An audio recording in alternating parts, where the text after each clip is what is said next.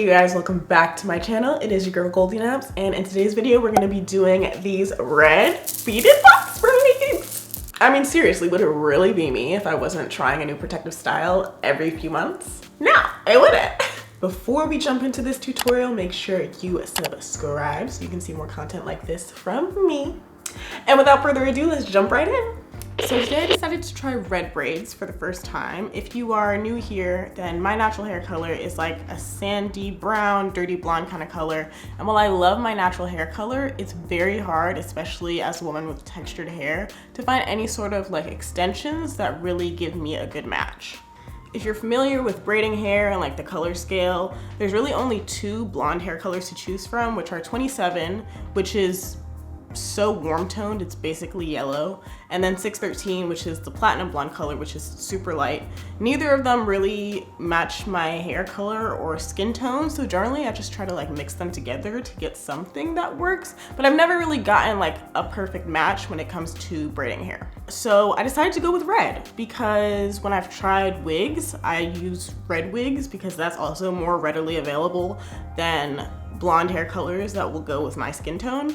So I went ahead and was like, let me try to do red braids, and I'm honestly like really feeling it. Like it's really blending with my natural hair. You can barely see my natural hair color like coming through. I also feel like it looks good with my skin tone, looks good with my eyes. So I'm really excited to like finish up this look, you guys. Before we get into the actual braiding, I'm going to talk about tools and tips like I always do. If you want to skip directly to the braiding, then go ahead and do that. Additionally, if you're new here, I have a lot of other braiding videos on my channel where I go in depth with the knotless braiding technique. So if you're a beginner, I highly recommend you checking that out, and I will have it linked somewhere on the screen. So for the majority of the tools, I use the same stuff that I always use. I always use Shine and Jam to do my parts and slick down my hair while I'm braiding it, and a rat tail comb is just a necessity when you're braiding. But I did try something new for parting, and I do think it made a substantial difference. So I bought one of these mirrors that has 3 faces on it. You hang it up on the back of your door, and it's supposed to help you see the back of your head better while you're parting. Generally, when I'm parting my hair, I just prop a mirror behind me and try to use that to part, but it doesn't always give you a super good angle. So definitely having this like 3-face mirror propped up on the door while I was parting made seeing the back of my head a lot easier, but there are some pros and cons. Let's start with the pros. Being able to see every angle of your head obviously is just gonna make parting a lot faster. So it went way faster than it ever does. I probably got all my hair parted in like an hour or 2, when sometimes, like especially if I'm doing smaller size braids, like it can take me up to 3 to 4 hours. I genuinely feel like parting is the worst part of doing your own box braids because it is so hard to see the back of your head. Now let's get into the cons. Personally for me, I feel like the most difficult thing about parting is not necessarily making straight lines. It's trying to get all the lines parallel to each other so you have like that grid box-like formation, which is like essential for box braids. So while you can see like every side of your head in the 3 faces of the mirror, it doesn't make it any easier to make sure that you're not making the line slanted, if that makes sense. So it's like, oh yeah, I can see the back of my head super easily. I do my part, but then it turns out it's like not crooked, but like one of the lines is converging into the other. So that whole thing, which is the main struggle for me, was not made any easier by being to see my head more. Because it's really hard to do like completely parallel lines back to back to back on the back of your head. Like it's difficult. If you could do it, then I commend you because I struggle. Now, the last con is that the visibility at the crown of your head is like basically non-existent. Like I could really not see what I was doing at the crown of my head, and the parts were looking really wonky. I really had to wait until I started braiding to actually like fix it, because it looked crazy while I was trying to part, and I was getting frustrated. I was like, you know what, I'm gonna just fix this later. I did fix it later, but I will say it's really hard to see the crown of your head in that 3-face mirror. So I feel like it's a good investment just for the sole fact that it makes the parting process go faster. And personally for me, like that is the hardest part. I've done a handful of protective styles on myself. I wouldn't consider myself an expert in any way, but like I'm capable of doing my hair myself. And I feel like the parting just never gets easier. So I like that I had a tool that made it at least go a little quicker. All right, now for my hair details. So y'all know if you've been here that I love X-Trend hair. Always buy all of my braiding hair from X-Trend because I personally have very sensitive skin, a very sensitive scalp. There's a lot of braiding hair that I've tried that like makes my scalp super itchy, makes me break out. X-Trend is really the only braiding hair that I have used that does not do that to me, and I don't have to do the whole like ACV washing the hair process, letting it dry. I just put the hair straight in my head and I don't have an issue with it. So I highly recommend checking them out if that is something that's an issue for you. Additionally, X-Trend is one of the few brands that I've come across that makes like a very wide array of colors in pre-stretched hair. I feel like it's very annoying to have to stretch your hair yourself. So finding a brand that makes like all the colors you need in a pre-stretched format just makes the braiding process a lot quicker. So generally when I braid my hair, I mix 27 and 613 from X-Trend hair, but today I went with 350, which is this like really nice copper color. So even though my natural hair is not red, my hair's not dyed red, you can kind of see like my natural hair is blending very well with this copper color. So if your hair color is similar to mine, I would recommend checking it out. All right, so we're gonna get started on the braiding. I already have my hair pre-sectioned out, and this little like hair holder, which is actually, I think like a thread spool holder. I really recommend that if you are doing your own braids. It just makes the process of like picking hair up and installing it way quicker and easier. You can get them on Amazon, but since it's like a craft tool, you can probably just buy it in your local Michaels. I'll have one linked in the description box below, but if you want to just go to Michaels and see if you can find one, it'll probably be there. So for the actual knotless braiding technique, I'm going to show it one time far away and one time close up. I generally like to do butt length box braids, but that's not my goal today. I'm going to try to do mid back length and add beads on the ends. So I don't need to make them as long as I usually do. I've explained this before in my other videos, but knotless box braids is really about balancing the length and the thickness of your braid. The amount of pieces that you insert into your hair is going to determine how long your braid is, but the width of each individual piece that you insert is going to determine how thick your braid is. I usually do like small to medium butt length box braids, and in that case I have to add in 6 really small pieces of hair so that I get like small medium-ish braids, but I get them to be really long. In this case, since I want to make small medium-ish but shorter braids, I'm only inserting 3 pieces of hair because I really don't need that additional length.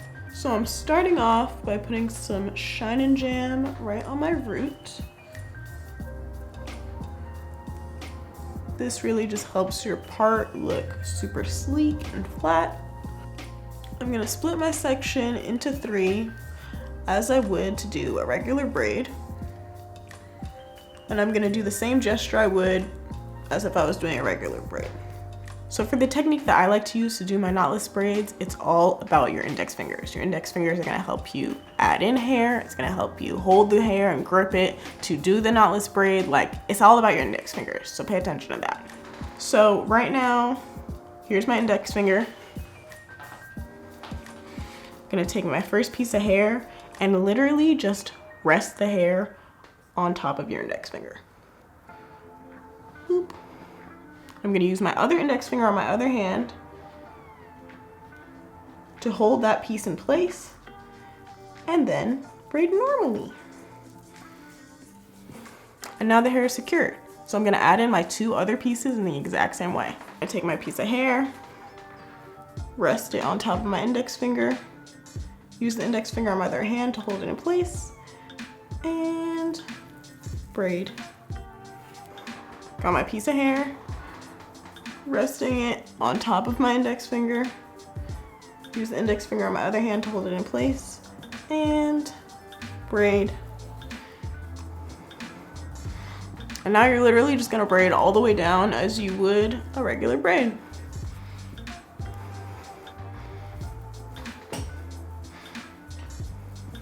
So I have one more braid left to do on this side of my head. I'm gonna bring you guys in closer and do the technique one more time without me talking in case you're a visual learner.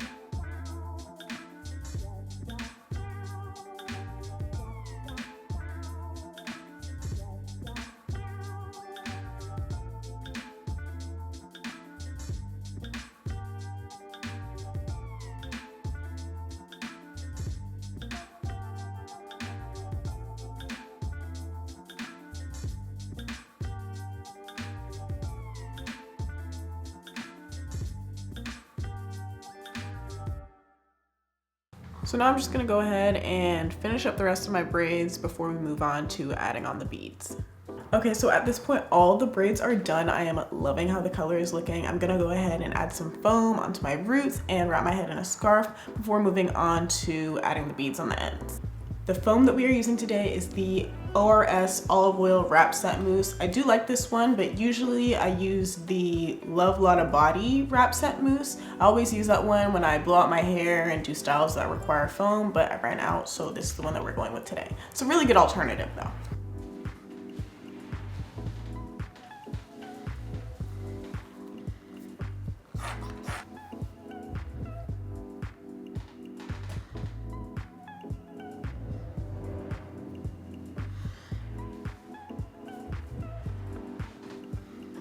So I went ahead and added the beads on the back section of my hair. I am just loving how this style is going. It's going seamlessly, it's looking good. It could have been a hot mess, but it's not. For the beading process, you're gonna need 3 things. Firstly, a beading tool and a pack of beads. I'm using transparent ones, but you can use whatever color you want. I will have these things linked below. You can get them on Amazon. I'm pretty sure you can buy them in a beauty supply store as well. The third thing that you're gonna need are some rubber bands, and I found these light brown rubber bands, which I don't see very often. I got them on Amazon, and they match my natural hair color, and they match this red better than black hair ties would match. I would not recommend getting the transparent rubber bands just because they're really bad at managing tension. If you pull too hard on those transparent rubber bands, they just pop. I have dealt with that and it's horrible. I just don't like the material of them. They're like not made out of the same thing as regular rubber bands. I don't know why. But anyways, I would recommend getting either this color or black rubber bands if you have black hair. That is up to you, but yes, I will have these linked below. The first thing you're gonna wanna do is make sure that the braid you're adding the bead onto is braided all the way down. As you're braiding all your hair up, they kind of start to unravel at the end, but you don't wanna add a bead onto unraveled hair. So make sure that you braid all the way down before you start adding your bead on. Once you've made sure that your braid is braided all the way down, you're gonna grab your beading tool and add the amount of beads you wanna put onto your hair onto the tool.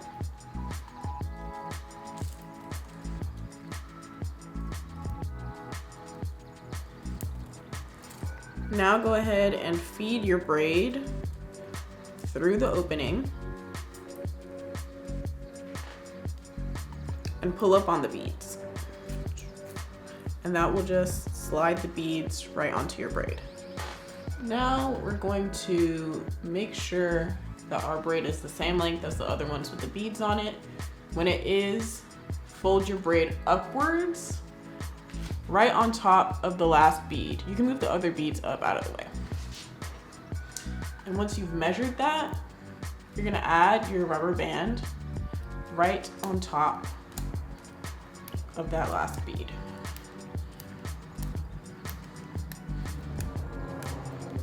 Once that's done and the rubber band is secured, you can go ahead and cut off the excess hair.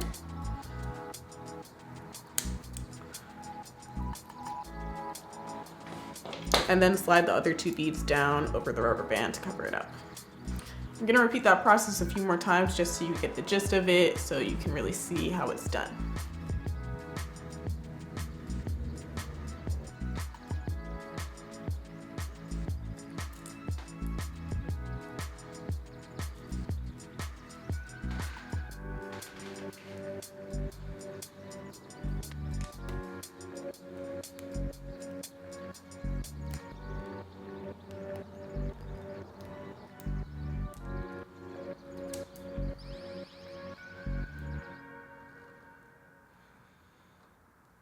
Right, I just have this like quarter left to do.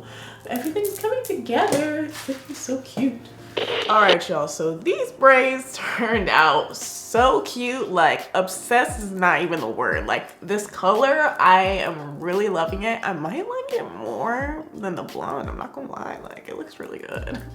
So after I added all my beads, I did mess up a little bit because I should have dipped my hair before adding the beads, which is the process of like dipping the ends of your hair in hot water so that they seal.